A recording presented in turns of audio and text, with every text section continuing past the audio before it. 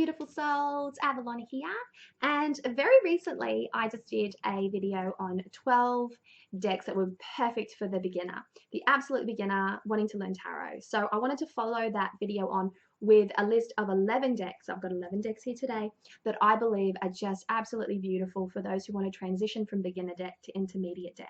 Now, some of these decks really help with the transitioning period, and some of them are really standalone sort of decks. And hopefully I'll get to do an advanced tarot deck recommendation list soon in the future. So I've got some great decks here that obviously I own. So everything that I'm recommending are obviously decks that I own, that I've personally worked with.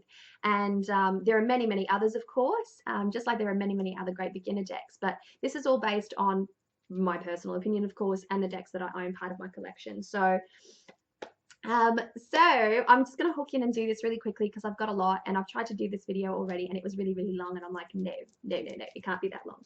So the first deck that I'd like to show you is Twilight Realm Tarot of the Fairy. This is a Schiffer Publishing. Its guidebook is 176 pages. That's the backing of the deck itself.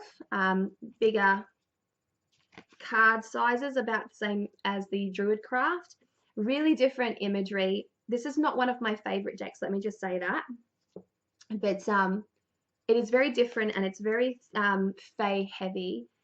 And you really need to connect with the energies of Fae, or be interested in working with that energy for you to actually get something out of working with this deck. So this is quite theme heavy. This is what I'm talking about when I say it's a heavily themed deck, but it does stray completely from the rider system. It obviously is still a 78 card deck, but none of the symbolism is there. The suits obviously are still there. The structure of the major arcana is still there, and the court cards all still there in all of these decks that I'm about to mention, but they do stray from usual symbolism, and you really need to reach into your intuitive faculties and try to pull out, you know, what you think these would mean. Some of them are, you know, great and beautifully depicted, but some of them you kind of have to like scratch your head and go, where are you going with that? So it's a very interesting deck to work with. It pushes the boundaries of comfort zone, and it really has, it doesn't echo Rider-Waite-Smith symbolism at all. So they're just a few cards to get you familiar with that deck. And like I said, you do need to be interested in working with the Fae. The next deck that I'm going to show you is Tarot of the She. And this is again another Fae, another Fae deck. Apparently I have a lot of Fae decks. This is Schiffer Publishing. This is based on visionary artwork, and the deck itself is done by Emily Carding. I believe John Matthews actually wrote a little bit about this book, or contributed to the book. It's 96 pages, the little book that comes with it, and you know, that's a substantial book for anyone who is edging into this kind of intermediate deck arena, I guess you could say. Bigger cards, very bold black border, which I don't love, but the imagery is really beautiful. It's vibrant. Like I said, visionary art. Strays from the norm. None of the usual symbolism is in there. So you do have to, you do really have to concentrate and try and tap into those intuitive faculties, like I said. This deck does include a list of keywords. Now, I have used this deck extensively. I was recently working with this deck, and I do plan on reviewing it. I've used this deck personally for myself, for meditation, for path working, and I've used it for client readings of all different kinds. So this is a very, very good deck, and one of those instances where I believe the keywords printed on the bottom of the cards actually really resonate with the images of the deck itself. I have only encountered a couple of instances where I've been in the middle of a big, for example, a client reading, and the keyword that's depicted on the card there wasn't exactly the one that I wanted to use or felt should be used at that time. So, you know, I just reached into my intuition and pulled something that I felt was much more suited to not only that card, but the relationship of that card and the ones around it. So, you know, you've got the option there to do that, and definitely do that because it's all about how you feel and about how you read the cards. This one really does activate your intuitive faculties. It really does speak to you in a way that not many other decks do. The vibrant color is really eye-catching and very sparky. So I really like this deck for many, many different reasons. And I find that when you, especially if you're an intuitive reader and you focus on images alone, this is a fantastic deck to pull out some really great insights and to really get a reading flowing and get it really vibrant. So I really like that deck, and I've had tons and tons and tons of fantastic experiences with it. So the next deck that I wanted to show you is the Wildwood Tarot. This is the backing of the Wildwood Tarot, and 3 people contributed to this, and they were Will Worthington. He did the illustration, and he did the illustration for the Druidcraft as well, and the book was written by Mark Ryan and John Matthews. This is the book accompanying the deck. This is a fantastic, fantastic guidebook, one of the best out there, companion books I should say. Guidebook works as well. It has small depictions of the cards there. It has its association, the card's associational position on the wheel of the year. So this is a very pagan deck, and it has kind of that wild man, wild woman, real pagan, real earth-centric feel to it. I love the fact that in this deck, most of the court cards, well, not most, all of the court cards are depicted as power animals, and he does give a background you know, pertaining to the history and the mythology of those power animals. And this is another deck where the keywords are listed down the bottom. And that's great. But like I said, if you encounter decks like this with keywords printed on the deck themselves, don't feel like you are bound to that keyword and that's all you've got to work with. Go with what feels best for you. And of course, if you're at the stage where you're working with these kinds of decks, then you'll know that already. So I don't feel like I need to tell you too much about that. So 6 of what is it? Sorry, 6 of bows. So this is a fire element.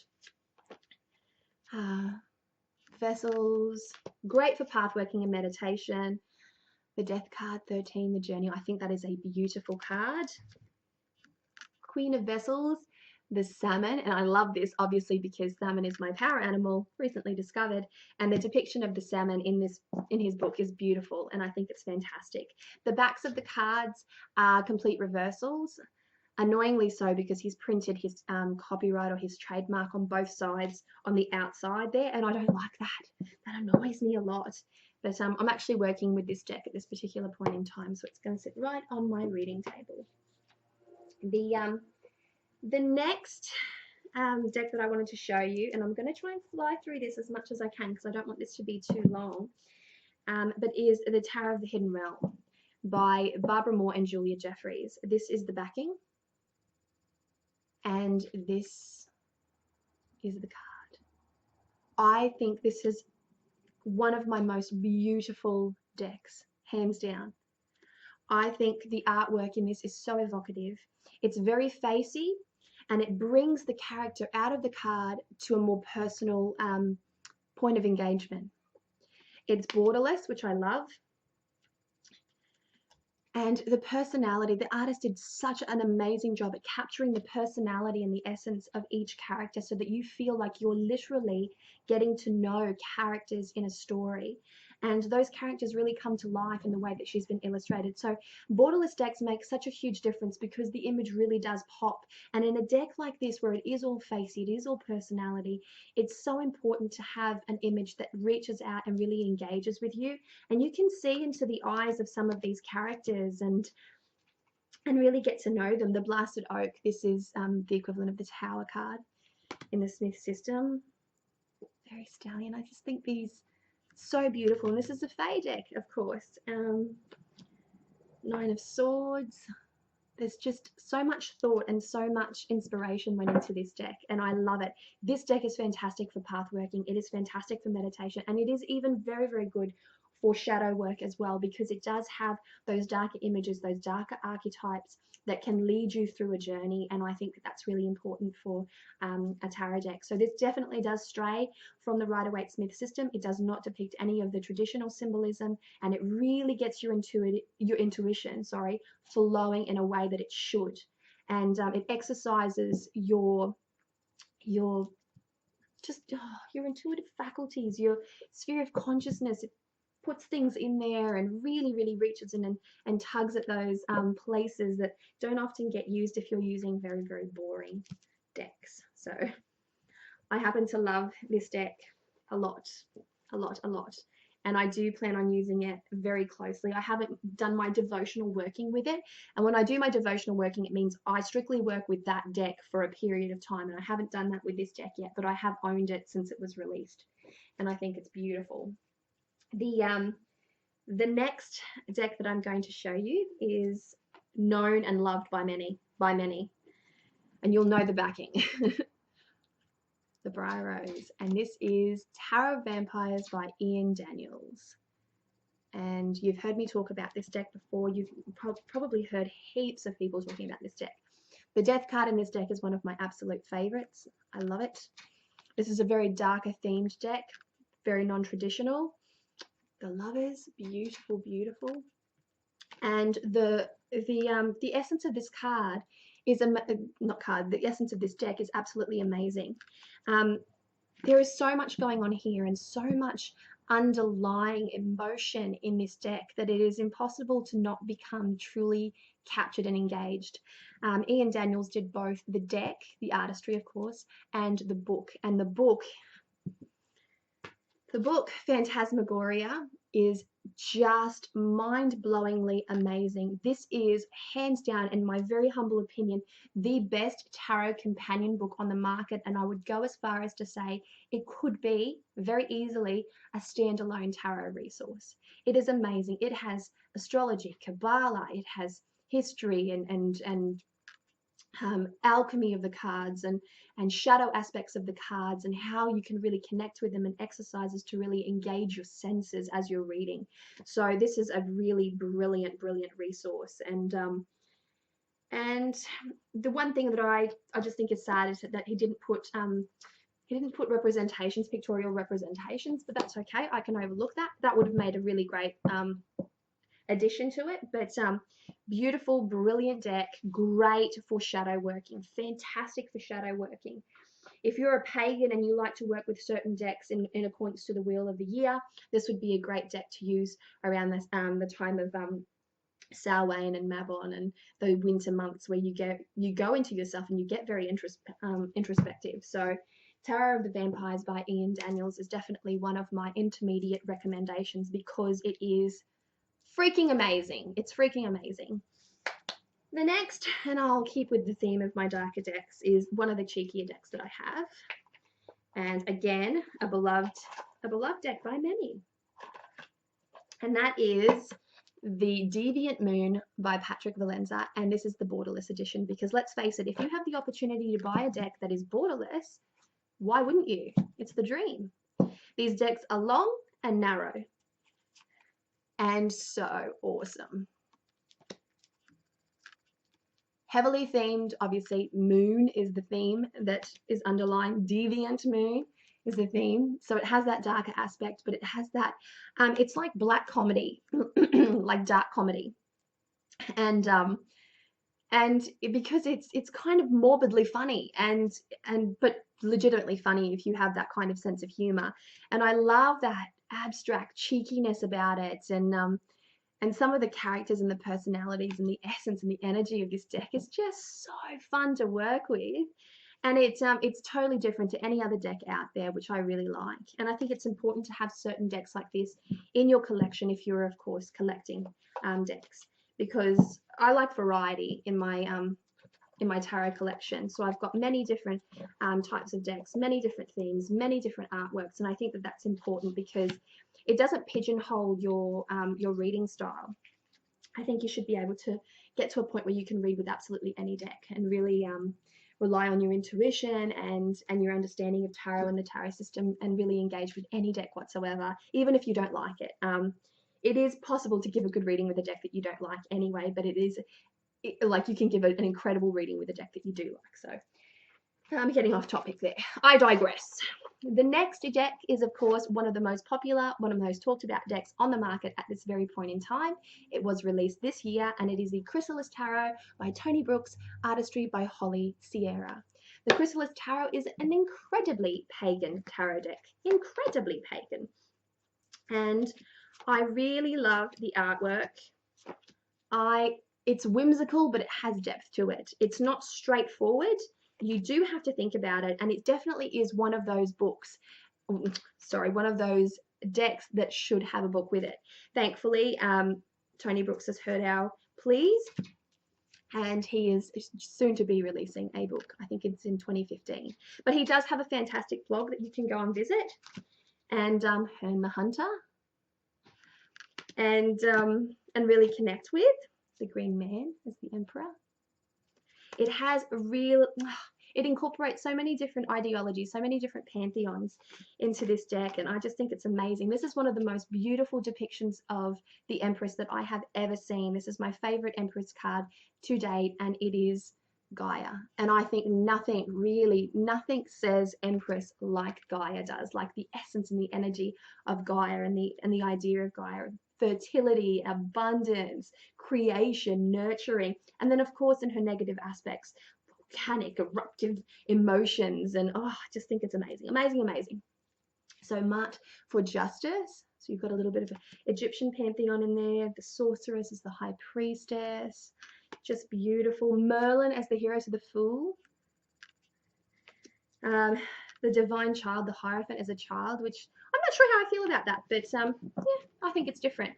And I at least appreciate when a deck creator, an artist, strays from the norm. So I don't like seeing all that Christian symbolism when it comes to the Hierophant, and because it annoys me. It really, really annoys me. Now, this does come with a little white book, and that's enough for you if you've reached the point where you're actually going to start working with these decks. If that's going to be your first deck, if any of these are going to be your first deck, of course, you do require a tarot resource. So the next one is a heavily themed deck. Now, I was talking in my beginners video about heavily themed decks, and this definitely falls into the category. Well, this deck definitely falls into the category of a heavily themed deck. Comes with a little white book that's handwritten and really, really quirky. This is a self-published deck by Gabby Angus West. It's Australian, and it did get, I believe, top 10 tarot choice of decks in 2013 on Eclectic Tarot. So it became very, very popular at one stage. This is the backing, and it's called the Bonfire Tarot. I've actually reviewed this deck. The cards are much smaller than usual. Cardstock's amazing. It does have some traditional writer symbolism, so this would be a great deck for transitioning, but it's also got a lot more. It is chock full of symbolism. It's almost comparable to, say, as far as symbolism and busyness goes, to the Illuminati Tarot by Eric Dunn and Kim Huggins. And the more symbolism in these decks, the more you can get out of it, and the more you can exercise your intuition. And I just think that's incredible. Fire, or the wands, is depicted as pine cones, which I really like in this deck because it does have that association with the pineal gland and enlightenment, and I like that association with the element of fire. And it has a light border in it, and but lots of stuff going on. And the theme is vintage tattoo art. It's very heavily themed, and it certainly does have a personality to this deck, which I really enjoyed. And I've used this deck. I've actually dedicated some time to it. I carried it around for a really long time there and tried to bond with it as best as I could. And I did review it, like I said. I only review decks that I've had a lot of time with, that I've spent a lot of time with. So this is definitely one that I've used for both myself, for meditation, path working, that kind of thing. And I've used for client readings, and I've had just tremendous readings with it and great results, and I think that's great. So when I can have a really good experience in a reading scenario, especially in a client reading scenario, then I know that deck is an absolute keeper, and it is an absolute keeper. So the next deck that I wanted to touch on here is one that is both loved and hated by so many people. Now, the one thing that I appreciate about this deck is that it does invoke a really strong emotion, a really strong response. So depends on how you feel about this kind of artwork. I happen to think that it is freaking hilarious. It's vibrant, it's funny, it's got this really strong presence of red. All your base chakra colors are in here. So your sacral chakra, your root chakra, and you're edging up to your solar plex chakra. So I find this to be the red deck. And it is the Gypsy Palace Tarot by Nora Hutzka, originally recommended to me by Kellyanne of the Four Queens, and she's actually signed it and left me a little note. This is a beautiful, funny deck, totally non-traditional, totally non-traditional. The one thing I don't really like is that there's multiple language depictions here, and I don't like that. I just think a border is annoying enough without having, you know, so much more to add to it. So I get why they do it, of course, and this is a self-published deck, so, you know, I can appreciate it. Really, really funny imagery, very vibrant, very colorful, hard to read. You need to have that abstract take or be in the mood for this kind of deck. And I think this has just got this, well, it's Gypsy Palette's crazy carnival feel to it. And it's definitely got something to offer. It's definitely an attuned deck. I think that there would be a reading out there and a client that would just love this deck and that it would be absolutely perfect for a reading. Really fun, really quirky, just great energy, really sparky, really vibrant. And that's the Fool card. I think that that's so funny. That's one of the funniest Fool cards I've ever seen. But this is, like I said, it's a deck that you either like or you don't like. And you have to like the decks that you're working with, that you're going to continue to work with, of course. You know, every now and then you'll come across a deck that you don't vibrate well with, you don't resonate well with, and that's okay. It doesn't happen very often, but if it does, no big deal. It's still great for a collector's item nonetheless, or you could sell it if you're not a collector. But it does happen every now and then that you see a deck and you're really drawn to the artwork, and then you get it and you try to work with it and it's not what you thought it would be. It doesn't have the same vibration as you thought that it would, and that's perfectly fine. It happens every now and then. Not often, but it does happen. So don't be dissuaded if you're holding in your hot little hands at this very moment in time a deck that you just don't resonate with. It's cool. It just means you need something different. That's fine. So Gypsy Tarot by Nora Hutzka. Loved or hated, you figure out. Try it out. The next one is a deck that I've had for a really long time. I think I bought this on eBay when I was in my early 20s, giving away my age again. This is the Celtic Wisdom Tarot by Caitlin Matthews. It is a hardcover book, and I really enjoy the Celtic pantheon and the Celtic history, and I love it. And I think that this deck is perfect for those who are interested in that pantheon in particular. Just beautiful, beautiful, beautiful, beautiful. Nice big cards, very, very big cards. They're the backing of them. Very non-traditional.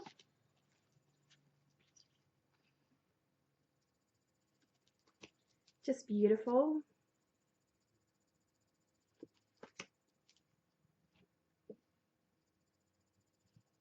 And the swords, oh sorry, the suits have actually been switched around. So battle is swords, skill is wands, art is cups. So and knowledge is pentacles.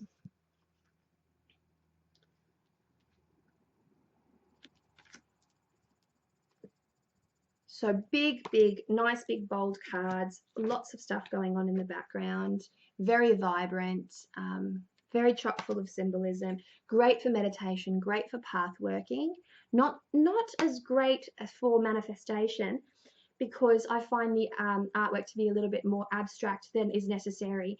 But I loved meditating with this deck. I think it has this dream-like quality, this dream-like essence to it, and it really takes you on a bit of a journey, and that's something that I really appreciate about this deck.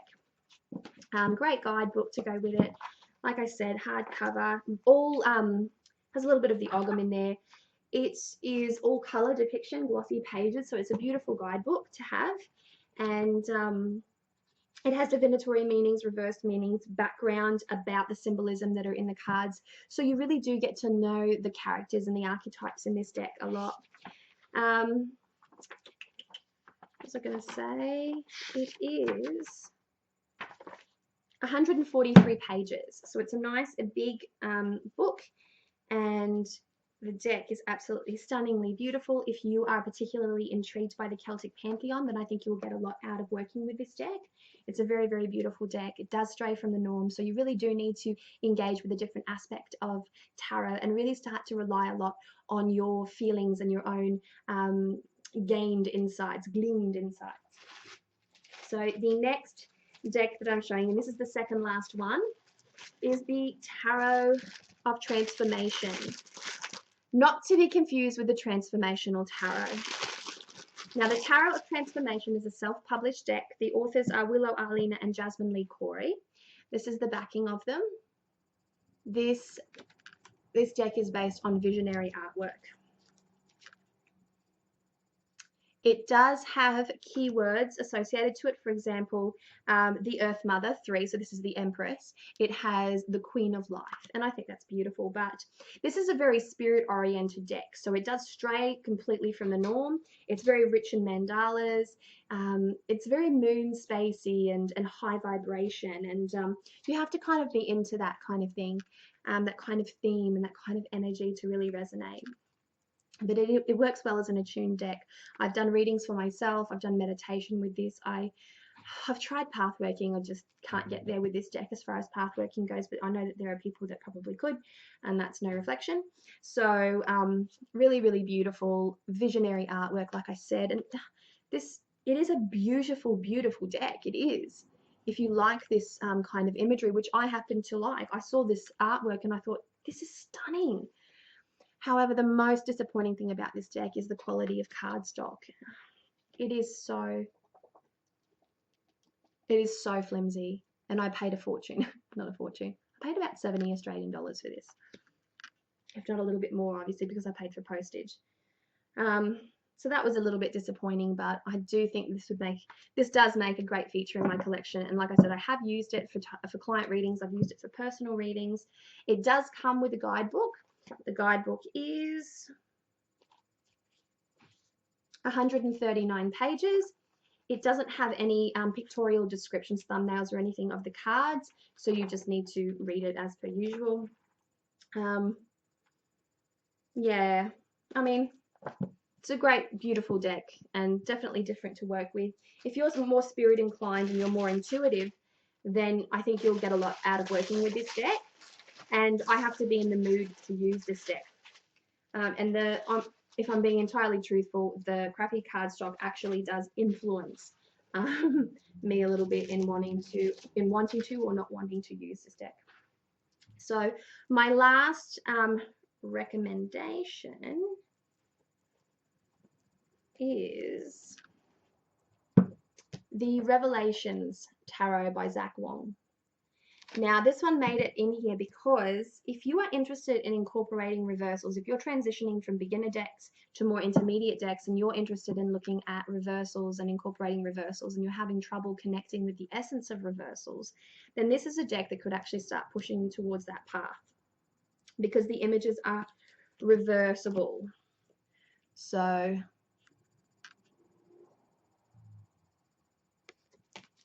and this does become a handy resource. Death.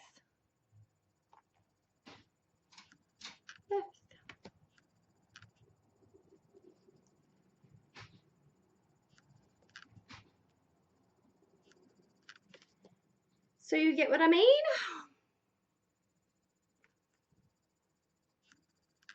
That's the backing of the cards. Not the best cardstock, a little bit disappointing as far as cardstock goes, but it does have gives you a great doorway, great footing into working with reversals. Now, the one thing about that is that in some of these cards, when I look at them, the reversal image seems to be the mirror opposite as far as emotion and feeling goes. And so it looks like some of them have just been taken, have been drawn as the complete reversal of the upright meaning. And I don't necessarily agree with that because that's not how I personally read reversals. I sometimes read reversals as blocked energy. I sometimes read them as exacerbated energy. It's very dependent on the cards that surround. And so looking at it in a reversed way and kind of, I don't know, it pushes you into a mind frame of how you should read that card.